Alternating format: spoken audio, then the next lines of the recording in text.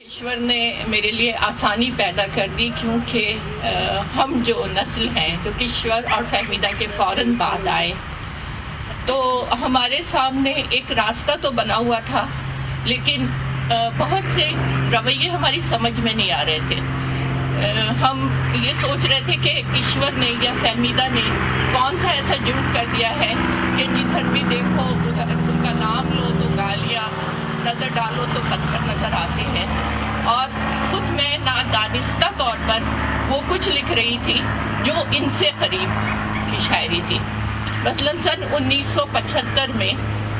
یہاں پر خواتین کا عالمی سال پہلی مرتبہ منایا گیا تھا پاکستان میں. تو میں نے جو نظم لکھی نثری نظم تھی کہ میں ماں سے کہتی ہوں یہ پیڑ جو میں نے بڑے شوق سے لگائے تھے اب آسے بن کر میرے بچپن کا خوف دہراتے ہیں. وہ ہنستی ہے اور کہتی ہے میری گود تمہارے لیے بہت چھوٹی ہے.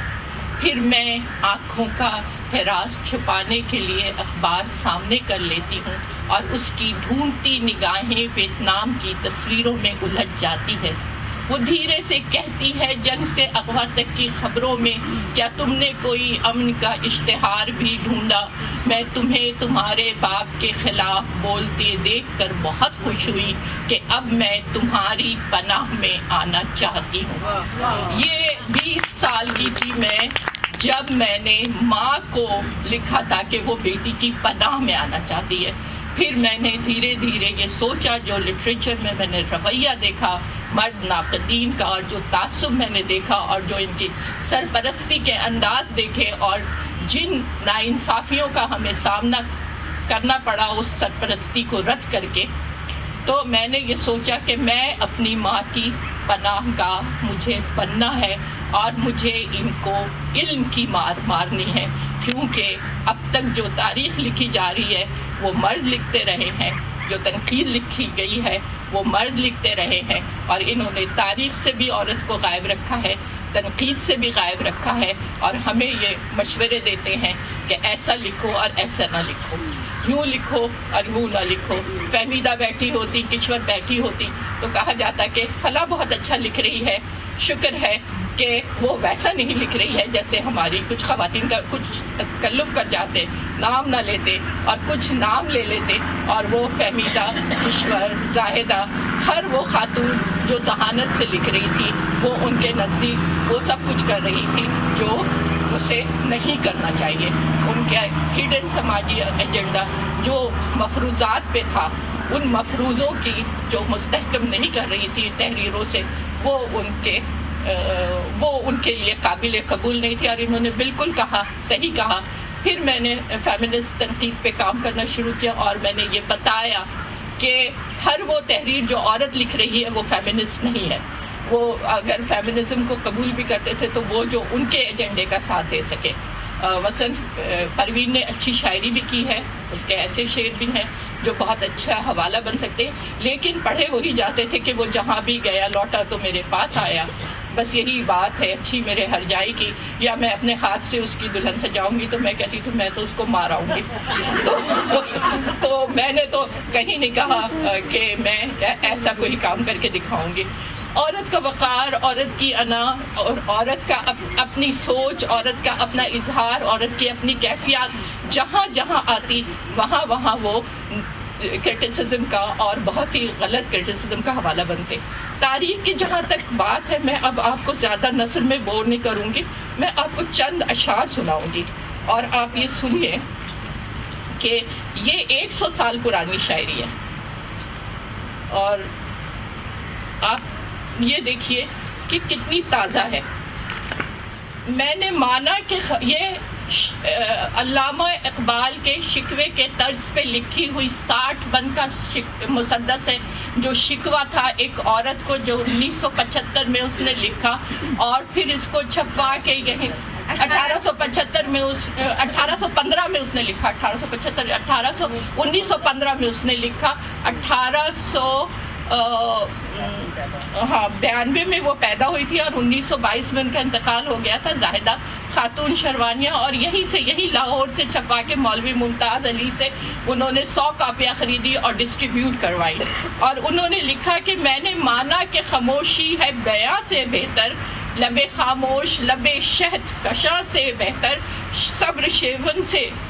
शकेबाई फुका से बेहतर, दिल है असरार के रहने को ज़ुबां से बेहतर, पर हर एक शय के लिए हद है मुकर्रर आखिर, ज़ाब्ते शिकवा हो कब तक दिल मुस्तर आखिर। और हाल दिल क्यों न कहें मुंह में ज़बा रखते हैं, हम भी पहलू में दिल और जिस्म में जा रखते हैं। दिल को अरमा के ज़ने हिंद का कुछ हाल लिखूं, ये 1915 में लिख रही है। दिल को अरमा के ज़रे हिंद का कुछ हाल लिखूं, तब हैरा के मैं अल्फाज कहाँ से लाऊं, मैं परीशा के पशीमा न करे वक्त ज़ुबूं, हाँ कहीं बात पराई है कहूँ या न कहूँ, क्या कहूँ कैसे अलम दीदो नाशाद हैं हम, आह बेजुर्म हमें सिन्फ कवी ने ताका, तख्ते मश्क बनाया सितमे बेजा का, आज इंसा के फजाइल से हैं दोनों महरूम, एक तफसीर जहूल एक है तफसीर जुलूम, उनको रह रहे के सताता है ये बेअसल ख्याल, घर में पढ़ लिख के खवाती का है रुकना मुहाल, उनको रह रहे के सताता है ये बेअसल ख्याल, घर में पढ़ लिख के खवातीन का रुकना है मुहाल, कहीं उठे न मसावात का गम अंगेज सवाल, कहीं हो जाए न मर्दों की हुकूमत का सवाल, कहीं उठे न मसावात का गमखेज सवाल, कहीं हो जाए न मर्दों की हुकूमत का जवाल, हाय इन खुद गरजों को नहीं इतनी भी खबर, हाय इन खुद गरजों को नहीं इतनी भी खबर, हाय इन खुद गरजों को भी नहीं इतनी भी, ज़ौजाए जाहिला है आफत जाने शौहर। ये बहुत बड़ी है नज्म, और इसमें उन्होंने ये आगे औरत का हाल खींचा कि मातमे तुर्कियों ईरान से वहाँ जामा दरी, या फटे चेथड़े और मशगले बकिया गरी, शेर से मार का आ रहा है वहाँ मर्द जरी, देख कर खोक को या हाय मरी, शौक तैयारा में उड़ने का शबो रोज यहाँ, शौक तैयारे में उड़ने का शबो रोज वहाँ, रेल के नाम से उठता है वहाँ दिल में धुआं,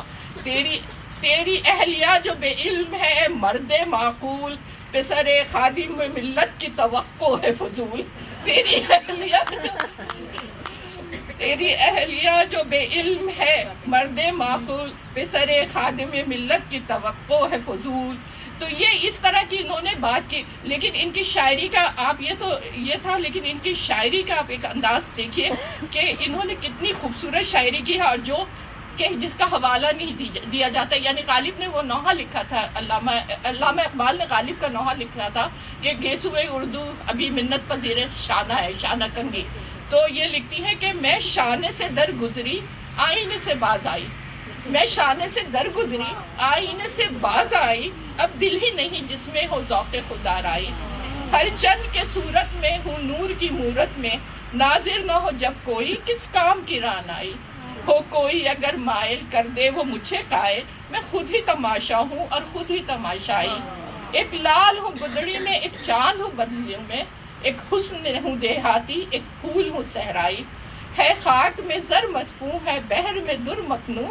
है शम्म तहे दामन है दश्त में शहनाई, और जिंदा में है क्यों यूसुफ पिंजरे में है ये क्यों बुलबुल, जिंदा में है क्यों यूसुफ पिंजरे में है क्यों बुलबुल, ये कौन सी हिकमत है ये कौन सी दानाई।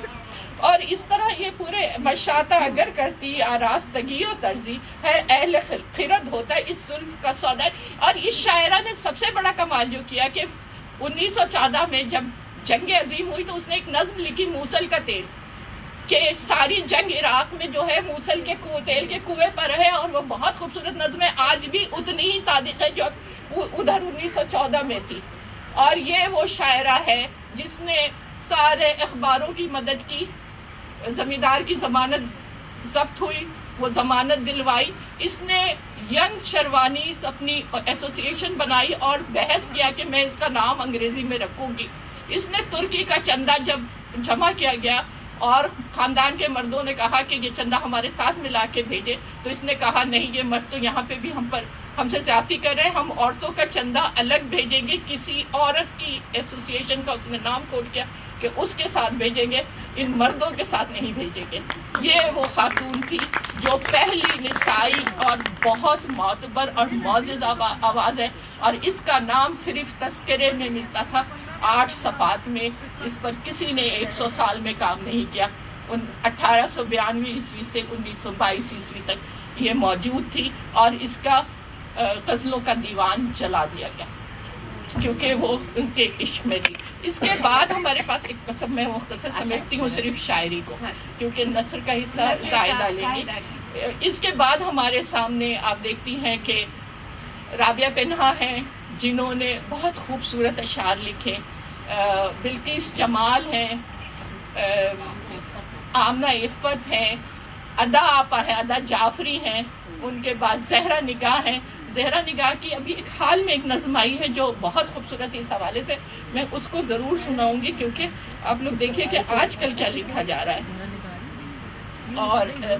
ظاہر ہے کہ کشور کی نظمیں تو آپ سب کو کے سامنے ہیں، زبان زدہ میں نے فہمیدہ کی کچھ نظمیں کوٹ کی ہے اور ان کا جواب دیا ہے، جن نظموں کو سنانا بھی ایک محال تھا، لیکن وہ اب ہم لوگ اس کو کوٹ کر رہے ہیں۔ زہرا آپا کا جو ابھی مجموعہ آیا ہے اس میں ورق میں نظم ہے، تمہیں سیب کھانے کی ترغیب میں نے نہیں دی، وہ گیہوں کا دانہ میری دسترس میں نہیں تھا۔ تمہیں سیب کھانے کی ترغیب میں نے نہیں دی، وہ گیہوں کا دانہ میری دسترس میں نہیں تھا، میری سانپ سے دوستی بھی نہیں تھی، اگر دوستی تھی کسی سے تو وہ تم تھے، اگر کوئی اچھا لگا تھا وہ تم تھے۔ تو یہ آج کی شاعر آج لکھ رہی ہیں زہرا آپا، اور پہلے بھی انہوں نے لکھی تھی، وہ جب آپ نے سب نے سنی ہے کہ ملائم سمجھوتے کی چادر۔ تو اب جو لکھنے کا ڈھنگ ہے بدلا ہے۔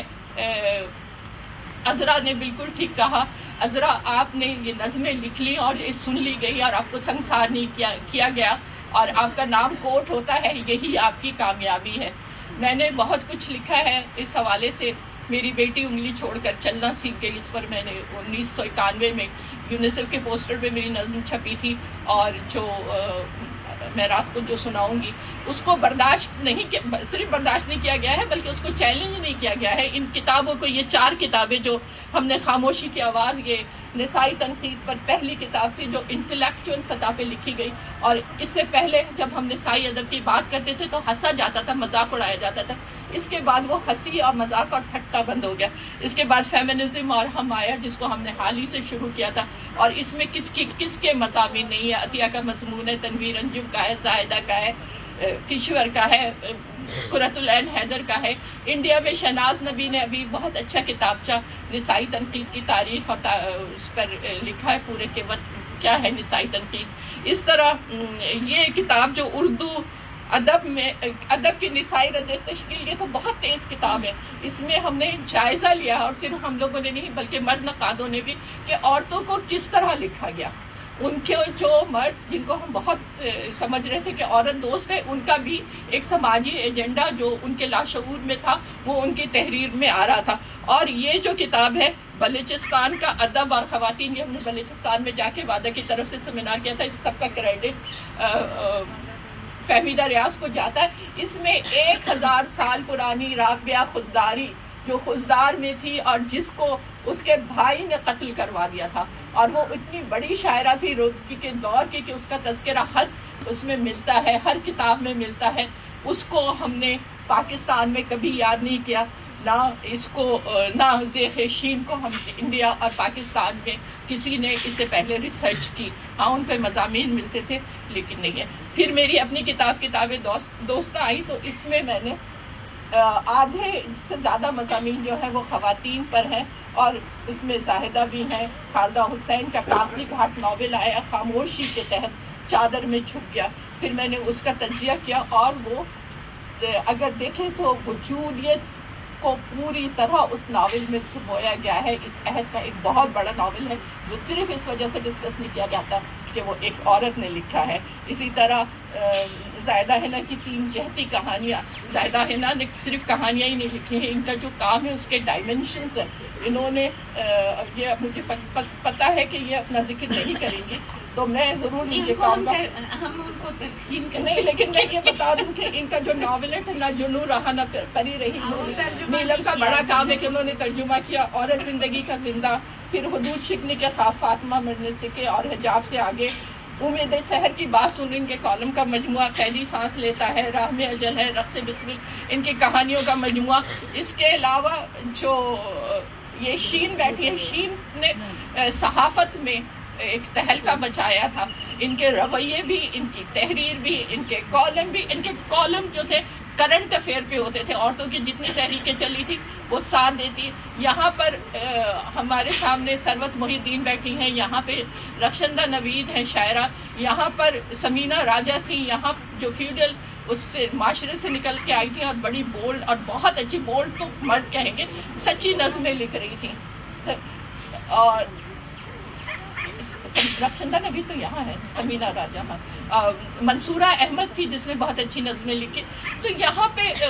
خواتین کے اور خود میرے ہم عصر خواتین کی ایک بڑی تعداد ہے. میرے بعد بھی سرور زہرا زیدی ہے جو بہت خوبصورت نظمیں لکھ رہی ہے. تو ایسے میں چاہتی تھی کہ سب کے مثالیں دوں لیکن وقت کم ہے. بہرحال ہم لکھ رہے ہیں، ہم سنجیدہ تنقید بھی لکھ رہے ہیں، ہم افسانے بھی لکھ رہے ہیں، ہم شاعری بھی کر رہے ہیں، اور ہم اب خاموشی کی آواز نہیں ہے، ہم نے خاموشی کو توڑا ہے. بہت شکریہ.